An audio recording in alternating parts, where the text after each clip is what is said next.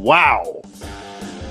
The West Virginia Mountaineers get embarrassed by the Kansas Jayhawks, and that is putting it mildly. I am Mike Asti, and this is the West Virginia Sports Now WVU football postgame show as the Mountaineers drop their Big 12 opener on the road in Lawrence. A really, really, really nice stadium was housing the beatdown. So Kansas opens up their new stadium, opened up Big 12 play in their new stadium by just stomping the Mountaineers all night long. So, because I'm covering the game at home, I did not make the trip to check out this beautiful stadium in Lawrence. Maybe someday I'll get there. I am offering this post-game show to you, the West Virginia fan, who a week ago was riding high and celebrating a backyard brawl victory at home against Pitt.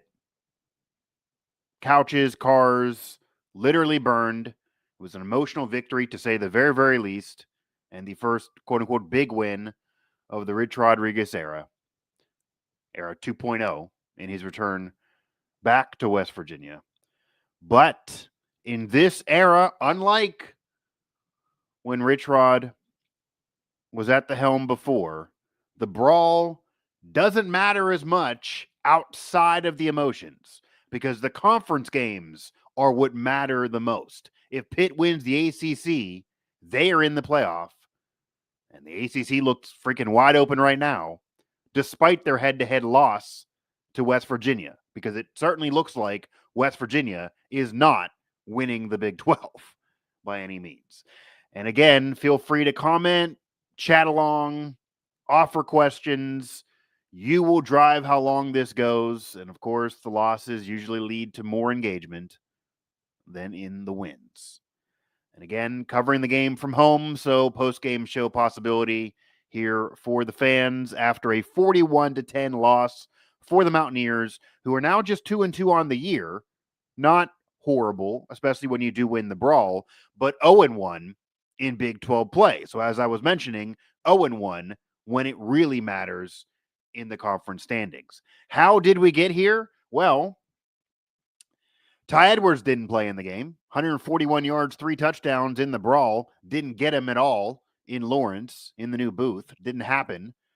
He was not really expected to be out, I'll be honest. He was banged up, and he admitted after the brawl that he never had that much of a workload, that he was tired, that he was battered, wasn't 100%.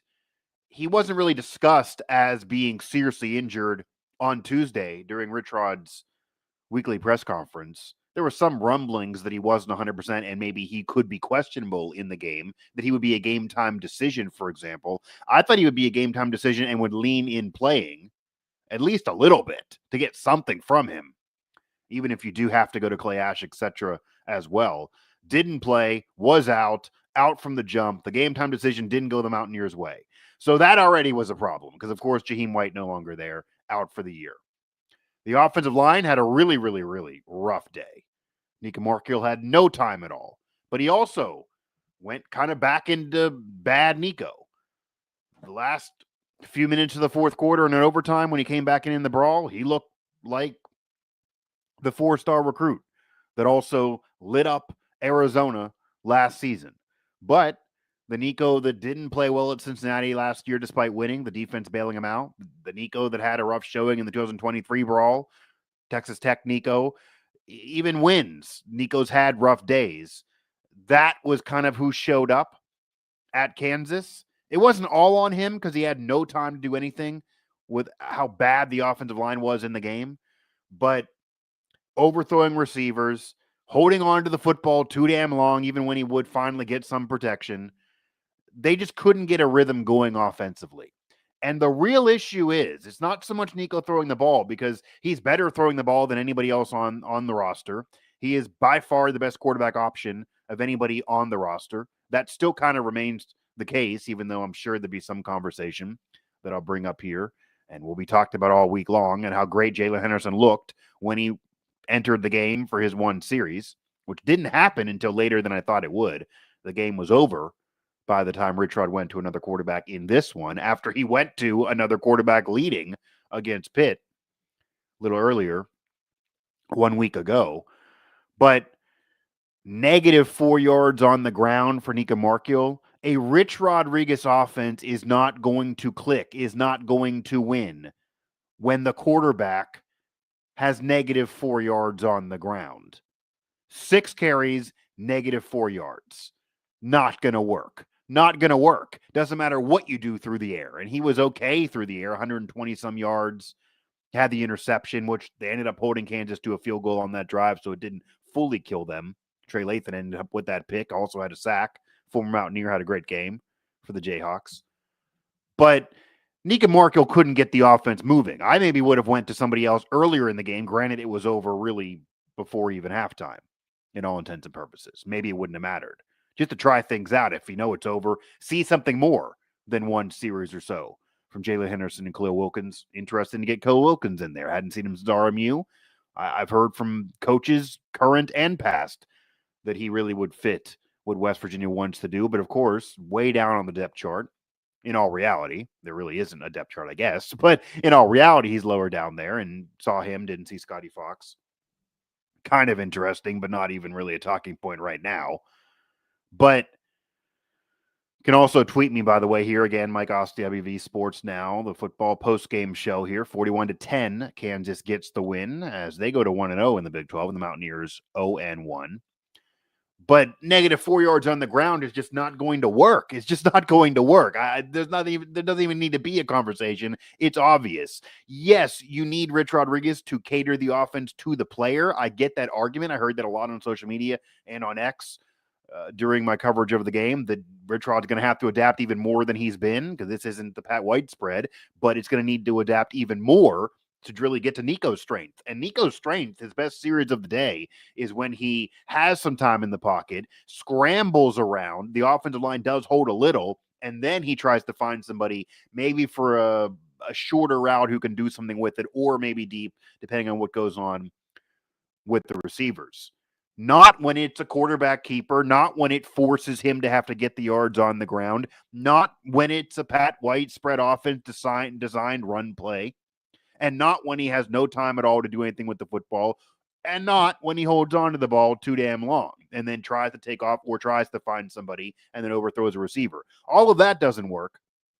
His best is when he just scrambles with some time and then tries to find somebody, but kind of rolls out maybe to the left. He is a left-handed quarterback. That didn't work in Ohio. He then tried a lot more to the right against Pitt, but right or left, and left worked a little bit more in this one when he rolls out and then tries to find somebody. He's still mobile. He's a willing runner, as Rich Rod always says, but he's not a burner. He doesn't have the speed. I always thought that was going to be an issue. The Nika Markiel did not have the speed to make the Rich Rodriguez offense click. Nika Markiel did not have the speed to perfect the Rich Rodriguez offense. Nika Markiel did not have the speed for this team to contend. I said it all offseason. And it's the case. It's the case. He is by far the best option on this team. People sometimes get this confused. I can criticize Nika Markiel and still say he's the best option. Those two things are true. He is not good enough for this team to contend this year in the Big 12. He does not have the speed to run the Rich Rod offense, which he can adjust it all he wants. It's still a spread. It's still, whether you call it that or not, it's still a spread. He's not going to all of a sudden never call a quarterback keeper. It's not in his DNA. He's not going to do it. He would rather lose this year than just all of a sudden just be trying to run a West Coast offense, which is not what he does. People just want him to randomly do a new offense 30 years into his career and just all of a sudden just do basically short routes as if, run what Tom Brady ran with the Patriots for so many years. It's not going to work, but that would cater to Nika Markiel. Yeah, that type of offense where you get protection, maybe you move a little bit, you find somebody for a short route, ideally, quick releases, quick passes. That's kind of a West Coast flair, and that is what Brady did to become the GOAT. That is kind of what Nika Markiel does best. That's not Rich Rodriguez, and that's not going to work for this coaching staff, this team under Rich Rod this year, period. I mean, Anika Markhill is the starter. He's the best option on this team. I wouldn't be shocked if you see a little bit more of Jalen Henderson next week. Certainly if they get down. Maybe he'll start. That was a great series. And he can run the Rich Rod offense better than Nico can run the Rich Rod offense in terms of what Rich Rod wants to do. He's not the better player right now, if that makes sense. He's not the better quarterback. He's certainly not better with his arm. Nobody else is near Nico with their arm. And Nico is the QB1. He's going to start, but where I wouldn't be shocked if Jalen Henderson played a lot next week against Utah. Not an easy game. They're a desperate team, but they were a ranked team. They're very, very good. It's in Morgantown, but still, they need to get a win just as much as West Virginia. And you can't drop 0-2 and be 0-2 in the conference for the Mountaineers, or I guess Utes. The loser would be. But Nico can't run the offense the way Rich wants to. So if he's going to lean so much still of the quarterback running, he's going to have to go to somebody else. That's kind of where I am. Again, feel free to chat along. Feel free to engage with me here. I don't see much here in the YouTube chat, and I can end this early and do other work if need be, guys. But I figured I'd offer this here since I am covering this game from home, did not make the trip. Usually these post-game shows do really, really well with people in the chat. I will actually look, though, to X because I am streaming there, and it's very possible that you guys are there. So if you're there, I'll answer here. And let's see, you are there. So no, yep, figured.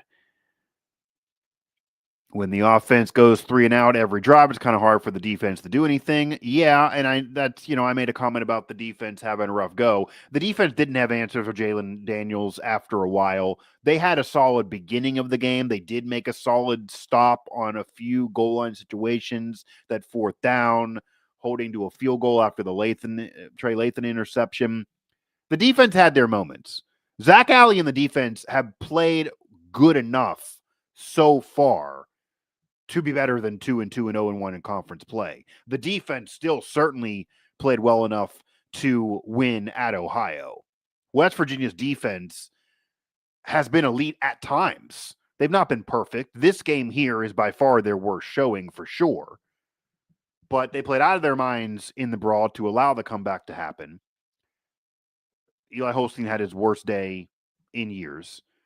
Parker Navarro, a mobile quarterback, they kept bringing up on this broadcast that they've already faced this and couldn't deal with Parker Navarro. Not true. Parker Navarro had 3 interceptions. He scrambled and had some yards on the ground, but West Virginia's defense did handle him. I was there. West Virginia's defense played well enough to win that game. The offense couldn't do anything. That was the problem in Athens. Here, in this game, the offense is why they lost. The offense wasn't near good enough, didn't get anything rolling until it was by far too late, and Kansas did whatever they wanted, and of course the kickoff return is included in there in terms of that 41 points on the board. And field position, they had great field position throughout, although Oliver Straw with, I believe, 8 punts, team MVP so far. Most of those were on the money, and it could have been 80-0 if Kansas didn't, have at times have to deal with themselves pinned back on great punts from Straw. But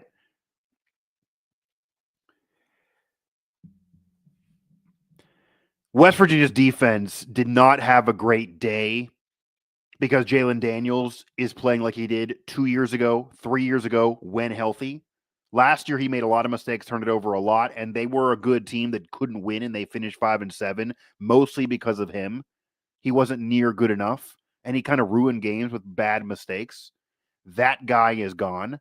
The 2023, 2022 in particular, before the injuries really started, Jalen Daniels appears to be back. If he can stay healthy, I said it before, this Kansas team could be a dark horse team to win the Big 12. I wouldn't be surprised with their talent. And with him being such a veteran, now playing careful, now showing his athleticism, now as a dominant dual threat, and now noting the offense and feeling comfortable with it. He wasn't comfortable last year. And I've heard that from people that cover Kansas, including Katie Marr, who was on our pregame show, our preview show. But they couldn't do anything with him.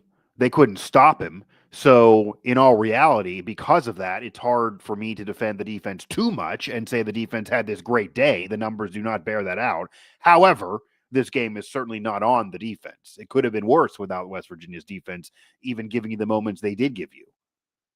The issue for this one, certainly the freaking offense couldn't get anything going at all. And Jalen Daniels in Kansas just did their damnedest to make this an embarrassing showing and a spread that I thought was kind of insulting to West Virginia. Ends up not even being near enough in favor of Kansas. He's the best QB on the team. Fit him, not the system. That one is obviously about the commentary on Nico. He is the best quarterback on the team. I get it. But fit him, not the system. You're not going to do what he does best. And that is a lot of passing, a lot of short passes, a freaking weird college West Coast thing. That is not what Rich Rod does. Rich Rod runs the quarterback. Rich Rod runs a spread. It's not what it was 20 years ago, but it's still that. Look at when he had success last year at Jacksonville State. That's a recent Rich Rod, even though it wasn't in a Power 4. Tyler Huff had over 1,300 yards on the ground, and he is not an athletic build. And he kind of looks like Nika Markio, to be honest. Prior to that, he hadn't had seasons like that. You get him under Rich Rod, he becomes a runner. And they did win a conference, even though they started 0-3. He wasn't a great thrower. He was a runner. They would have games where he barely threw, and it was a lot on the ground. You can't do that in the Big 12, but that's just the Rich Rod system. Rich Rod is not going to change and all of a sudden develop a new offense just for Nika Markio. It's just not going to happen. A lot of questions about Edwards. We're going to learn more. Maybe from colleagues who are actually there. I know Greg Hunter is at least there, going to maybe be asking what's the deal with Ty Edwards because he obviously didn't play in this game. And no, there's not much known. He was questionable. He was game time decision, and it didn't work out, obviously. I see something here in the chat. Kansas beat us in every phase of the game. Us, of course, West Virginia. Kansas was much more physical than we were too. And that is interesting to me, and that's an interesting talking point. And I made a joke about it on X during the game. Obviously, West Virginia prides themselves on being hard edge. They talked about it all offseason. They promote it. It's on T-shirts. Trust the Climb's gone. It's now hard edge. That's the moniker. That's the phrase for Rich Rod 2.0. And it's fitting to Rich Rod's personality. It's fitting to Zach Alley's personality for the defense. And prior to the Big 12 opener against Kansas, it was very fitting for the team. Obviously, they were getting themselves going against Robert Morris, but there was some remnants of hard edge, certainly in the second half, when they pounded a team that they should pound. You go to Ohio, and the defense played with a sense of being hard edge. The offense just couldn't find their footing and wasn't good enough. Jaheim White gets hurt. Jaden Bray gets hurt. They couldn't figure it out. And the offense should have been able to do more. That is a group of 5 team. But the defense was hard edge. They got to Parker Navarro. They forced turnovers. The defense played well enough to win that game. And then, of course, in the backyard brawl, early on, it was a weird game where the offense wasn't able to really click. And it was kind of a back and forth of teams missing opportunities. But eventually, West Virginia was more hard edge than Pitt. Pitt was dropping like flies, and maybe it was a tactic, and maybe they were trying to flop. Of course, they likely were. But still, West Virginia's conditioning was better. Their defense was just pounding Pitt and Holstein and showing you what hard edge is about, especially in the fourth quarter and then in overtime. And Nika Markio played like a winner. The stats aren't always great. Certainly, you go to this Kansas game, and it's something to be desired. But at the end of that one, he was a winner. He was hard edge. He didn't pout when he left the game. He came back. He did what he had to do. He led the offense in the fourth quarter. He led the offense in overtime, and they won the game. And West Virginia was hard edge as hell in the backyard brawl for the emotional win, for the fans, for Rich Rod, for the program. It was a must-win game despite not being a conference game, and they were hard edge, and they got it done. At least that happened this year, no matter how this year ends. Because now it looks like that 3-4 win over-under is on the board again. And after the brawl, you maybe think, okay, they're a bowl team. If you don't think more, maybe they're a bowl team. A bowl and a brawl win would be great for year one for Rich Rodriguez. Now, is the bowl game happening? That's the question mark. But in terms of being hard edge, in terms of the fan question here, and they beat us in every phase of the game, including being more physical, yeah, they did. As hard edge as West Virginia has been this year in wins and even in the loss, on the road at Kansas in the Big 12 opener, arguably the most important game of the year, maybe not emotionally speaking, but certainly in the standings, because the conference games matter more in this era. And Kansas was more hard edge than the Mountaineers, 100%. And on offense, with their mentality of just stomping and going and just dominating and just running all over, literally speaking, West Virginia. And then even Jalen Daniels, who breaks a run, gets by defenders, breaks tackles constantly through the game. But even the one play early in the first half, when he has Fred Perry so out of sorts and out of his mind that he commits a targeting on a play that was already dead, but Daniels already ran for the first down, clearly frustrated Fred Perry. Targeting call, a boneheaded play, stupid. No one should be defending him, even though I saw some trying to do so. Forget the slide, whether it's late or not. This is the rule book. This is the rule you're playing in. He knows that. He didn't just start yesterday. Fred Perry's a veteran of the sport. Zach Alley knows this. The defensive staff knows this. I'm sure they all say that's stupid, and it was. But that's part of being hard edge for Kansas. They forced the Mountaineers to get out of their mind, to play stupid. And they weren't stupid at all against Pitt in most of that game. They were early even against the Jayhawks. And then, of course, Kansas forced turnovers, forced the Mountaineers to punt on consecutive possessions and do nothing on offense. They eventually forced turnovers late in the game. Trey Lathan was hard edge, and he's never played for Rich Rod, but's a former Mountaineer. He got a sack. He got an interception. He was all over Nika Markiel in that fourth quarter. He wanted to put his stamp on this game, even though it was really already decided. But Kansas, even when they had a big lead, they wanted to embarrass. They didn't just want the win. They wanted to make up ground for their loss in their rivalry non-conference game to Missouri, a game they blew and probably should have won. And if they would have won that game, they'd probably be ranked right now. They would then have 2 Power 4 wins, one in conference, one out. And Missouri is a quality team, people thought, even if you don't think of West Virginia, but they blew the game to Missouri. They lose that rivalry game. Maybe their fans would care more about that one and drop the conference game, even though it's the opposite for West Virginia, but that's not really how it works these days. And they get the conference win. They're back going and they're back clicking, and now they're feeling their mojo again. Where is it for the Mountaineers will be the question going into a home game, needing to finally get a conference win against still a good Utah team that's hungry.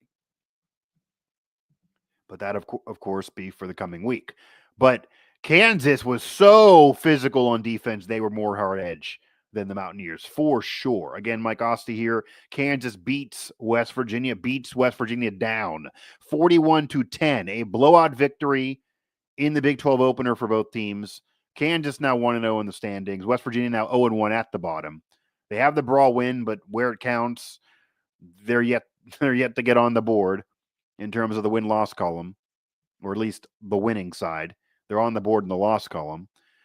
Game recap is at West Virginia Sports Now. More coverage, fan reaction is at West Virginia Sports Now. Shout out to my colleague here at WVSN, Luke Blaine, for putting that together. Letting me do this. Let me go back to social, go back to X here. Not as much here in the chat as happened last year, by the way, for these post-game shows. Maybe little different vibe here. I also am seeing Neil Brown trending nationally. You don't even really want to click on that one, but let me give it a quick click. I'm sure that's going to be a train wreck. And of course, Neil Brown being blamed for this season for the program, of course. I don't even want to go down the Neil Brown road here, but I just had to click on that.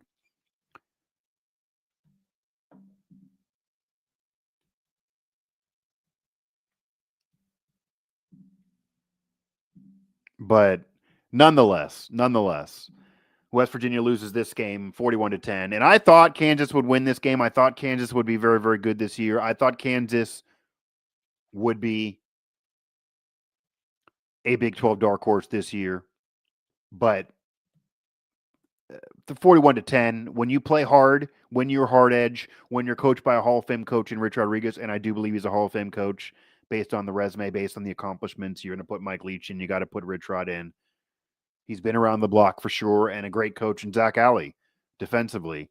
You shouldn't lose this bad. You shouldn't lose this bad. They were never in the game. Forget the score. They were getting dominated from jump, from opening kickoff of the game. It was clear they weren't winning. From the opening kickoff, first possession in, clear they weren't winning. That shouldn't be happening. I get, though, it's year one. So I'm going to close this post-game show here. I got more work to do. If not many of you are going to be here in the chat, I'll close up shop. But I just want to leave you with, I get it's a process. I get this is year one. I get Rich Rod went 3-8 in year one in 2001. However, this is a different era. This is a different era. Coaches can walk in the door and turn things around in 1 year. Indiana had it happen with Kirk Cincinnati. It can happen in this era. Arizona State goes from worst to first.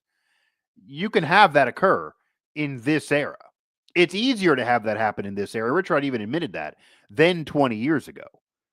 He changed the whole roster going into this season. He couldn't do that 20 years ago. He was forced to take on what was ever there, and has admitted since that he knew that wasn't good enough.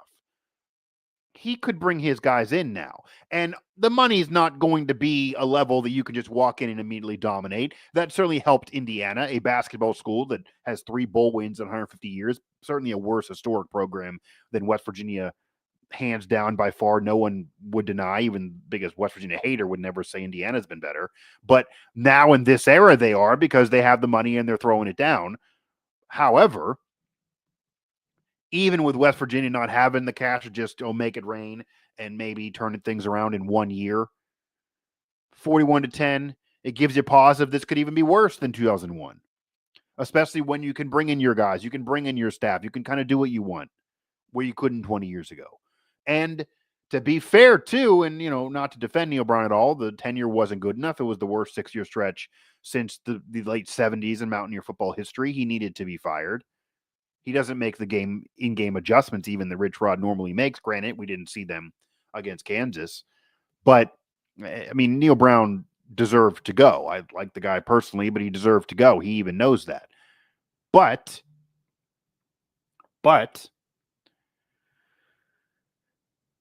Rich Rod has more money right now, and had more money to play with throughout the offseason than Neil Brown did last year. Neil Brown had $3.5 in the NIL bank. He had a coaching staff that was like $2 million overall. Black Alley's getting more than that. Rich Rod's coaching staff is more than double what Neil Brown had for his coaching staff. Rich Rod's NIL is triple what Neil Brown had. It's not Ohio State. It's not as good, even enough to Indiana to just walk in and dominate or get the 10 wins. And yeah, their schedule was also relatively easy. Finally getting a little reasonable of a schedule for West Virginia, but not to start Big 12 play even. But as an aside, still 41-10, it's not like this is the same obstacle of 20 years ago. This is easier to turn around now. It's still a process, but year one should be easier than 20 years ago.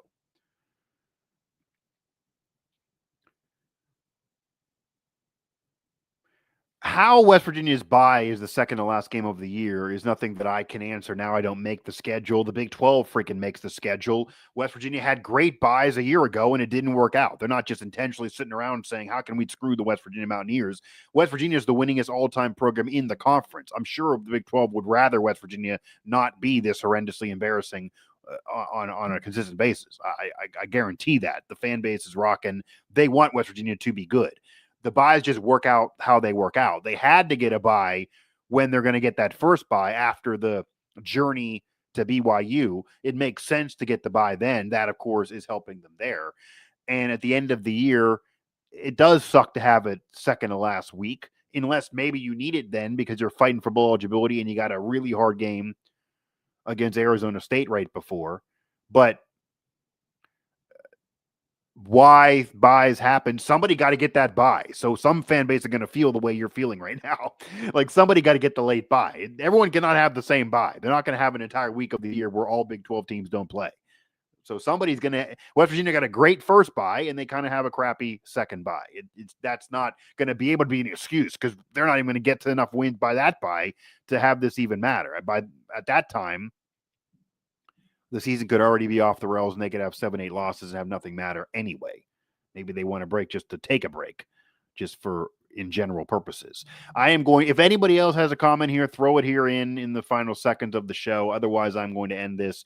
Wanted to do a post-game show since I was covering at home. Didn't really catch the traction I thought it would here, I will admit, in this live chat. Maybe you guys are just, venting or elsewhere. Maybe, obviously there's other shows that happen, these other post-game shows that occur normally while I'm in the press box, or maybe where you are. Do see you on X. I could read many more of your tweets there. You are hitting me up on X for sure. I could bring it here. I should have read them maybe more in this post-game show, but I got more work to do, and none of that matters right now anyway. We will do another episode of Mountaineer Report coming up throughout the week, likely after Rich Rod's press conference, his weekly presser, Zach Alley players on Tuesday, maybe even another one, maybe preview the next game. Maybe we'll do even more because there's a lot to talk about, a lot to vent for Mountaineer fans right now. Nonetheless, the Mountaineers do lose to Kansas 41-10. 41-10 on the road. They get embarrassed. They get destroyed. They get dominated. Whatever word you want to use, it happened to West Virginia. And now they're 0-1 in conference play despite a 2-2 record. They have the Brawl win, but now that balloon gets popped in their first conference game. How do they respond with Utah coming to Morgantown? How do they respond? Going home, but tough games coming up, and then a bye, and then tough games after that. The schedule is not a cakewalk by any means in the Big 12. Anybody can beat anybody, but who can the Mountaineers really beat is a question to leave you with. I guess I will put the pin in our conversation there and close up this post-game show. Again, the Mountaineers get embarrassed. That is what needs to be said. They get embarrassed. A loss that shouldn't have been as bad as it was, even though I kind of thought it would be a loss. Find all of the coverage at West Virginia Sports Now. Keep on talking, keep on venting, keep on complaining, Mountaineer Nation. You'll have your team back at home. We will see then what happens when Utah comes to Morgantown. But West Virginia got humbled, and maybe the reality of what year one is really going to be is still staring you in the face, despite at least getting the backyard brawl win for your emotions.